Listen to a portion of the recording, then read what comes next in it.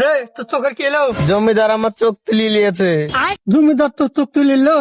ওর বুকে চোখ টোক মারিছিলি মনে হয়। না গো ভাই, জমিদারের বুকে চোখ মারেনি, ওর বাড়িটা কাজে লেগেছিল। কাজে লেগে গেলছিলি তোর চোখ কেন তুললো? জমিদার একটা শর্ত দিয়েছিল, কাজ করতে করতে তুই যদি ক্লান্ত হয়ে যদি আরাম করতে চাস তাহলে তোর এক চোখ তুলি নিবো। গরিব মানুষ সকালবেলায় না খেয়ে কাজে গেলছিল, যে কাজ করতে করতে ক্লান্ত হয়ে মাথা ঘুরে পড়ে গেল, দিয়ে তো জ্ঞান ফিরে দেখছি আমি এখানে পড়ি আর আমার একটা চোখ নাই। কাজ করতে করতে ক্লান্ত হয়ে গেলে ও একটা চোখ তুলে নিবে, আর আমি যদি কাজ করে ক্লান্ত না হই, ও যদি কাজ দিতে দিতে ক্লান্ত হয়ে যায় তাহলে কি হবে? তাহলে জমিদার আর একটা চোখ তুলে তোমাকে দিয়ে দিবে। তুই এখানে শুয়ে থাক, ওই বান্দির বাচ্চা জমিদার আর আমি একটা চোখ তুলিলে আপনি আসছি। ওই, ওই, এগুলো সব ভালো করে বাদ, এই যে এখানে বাদ চলে গেল একটা।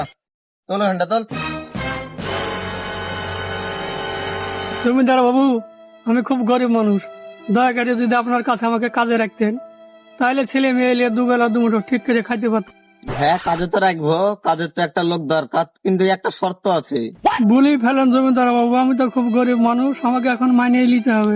দেখো বাড়া, কাজ করবা ঠিক আছে, কিন্তু কাজ করতে করতে ক্লান্ত হয়ে গেলে যদি আরাম করার চেষ্টা করো তাহলে কিন্তু তোমার একটা চোখ তুলে নেওয়া হবে। জমিদার বাবু, আর আমি যদি কাজ করে ক্লান্ত না হয়, আপনার সব কাজ যদি আমি একদিনে ফুরিয়ে দিই তাহলে আপনি কি করবেন? পাগলা চোদা আছে নাকি?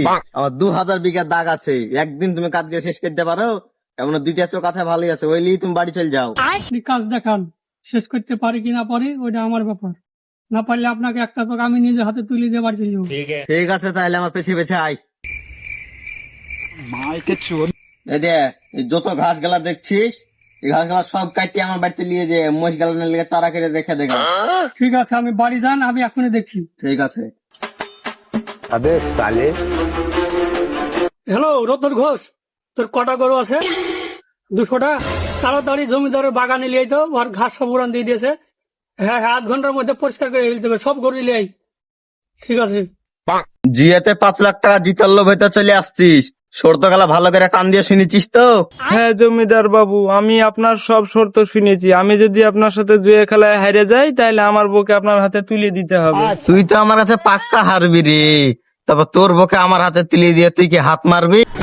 সে খেলা শেষই বোঝা যাবে জমিদার বাবু, আপনি খেলার আয়োজন করেন। প্রতিযোগিতা তো আমি শুরু করবো, কিন্তু আমি জিতার পর তোর বউ যদি বাপের বাড়ি পাইলে যায় তখন কি হবে?